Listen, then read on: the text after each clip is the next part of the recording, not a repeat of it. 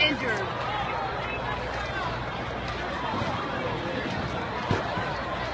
I think I'm not buying it right now. Because I see people laying, but I don't.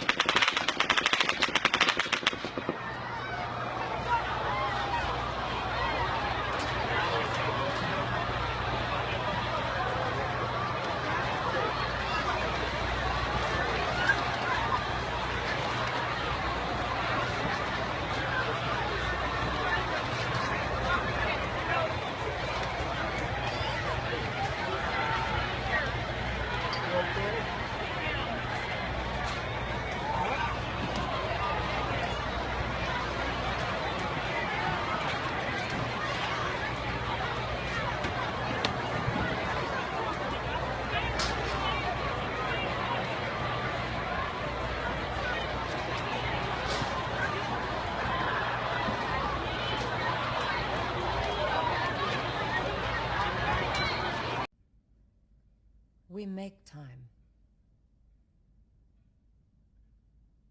We can't fight everything off one by one, Francis.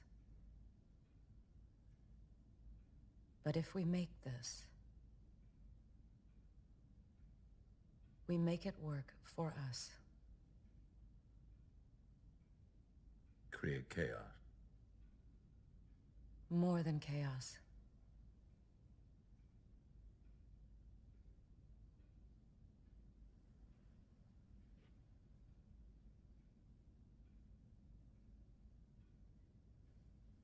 War.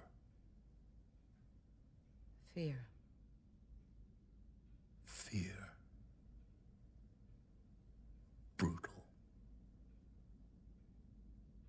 Total.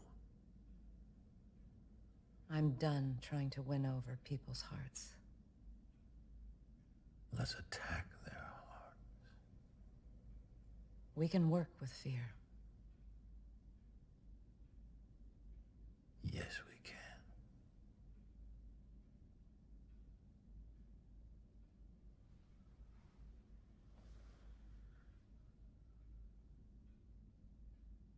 You should put on a fresh suit. The navy blue. Yes, the navy blue.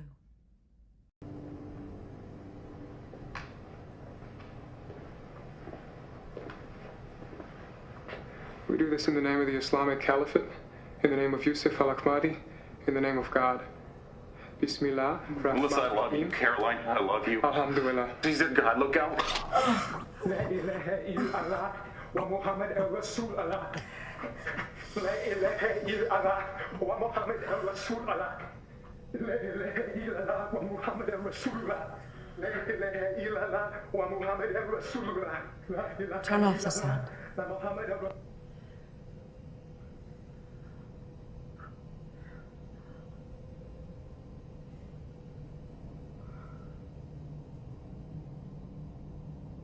That's right. We don't submit to terror.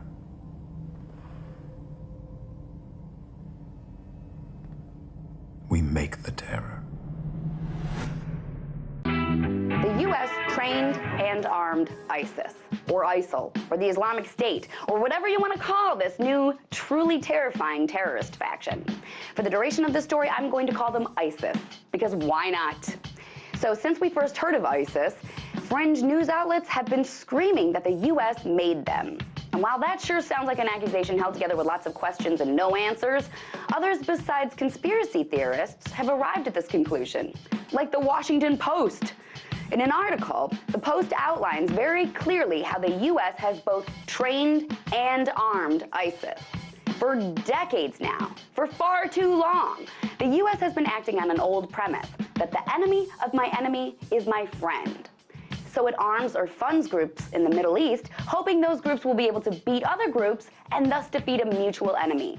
But that's not how it works in the Middle East. You don't have to be a foreign policy expert to know that at this point, that web is so tangled after years of intervention and short-term alliances by the whole world, not just the U.S., so knowing thine enemy is next to impossible. It's the Middle East, for Christ's sakes. It's been a powder keg since the dawn of man's civilization. What, one more airstrike is gonna fix it? Give me a break. So anyway, the article lays out very clearly just a few of the ways the U.S. is responsible for ISIS. It starts by pointing out how the U.S. trained Syrian rebels, a fact substantiated over the last few months by The Guardian, Reuters, and a million others. And according to Abu Yusuf, a high-level security commander of ISIS who spoke with the Post, all those Syrian rebels have now joined ISIS. Others actually claim the U.S. actually has a secret military base in Syria to train rebels. So that's how the U.S. trained ISIS.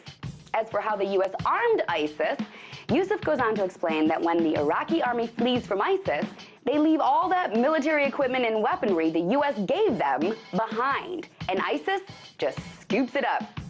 Other members of ISIS have independently backed up all this information too. Also to back it up is common sense. The U.S. has dumped billions of dollars in weapons, training, and supplies into the Middle East. And ISIS now has so much money and weaponry that it rivals Israel for being the most capable military power in the region. So you don't have to be a conspiracy theorist to know that at least some of the U.S.'s massive training and funding in the Middle East has gone directly to ISIS. So call them whatever you want. This latest terrorist group is largely made in the USA. Tonight, let's talk about that by following me on Twitter @TheResident.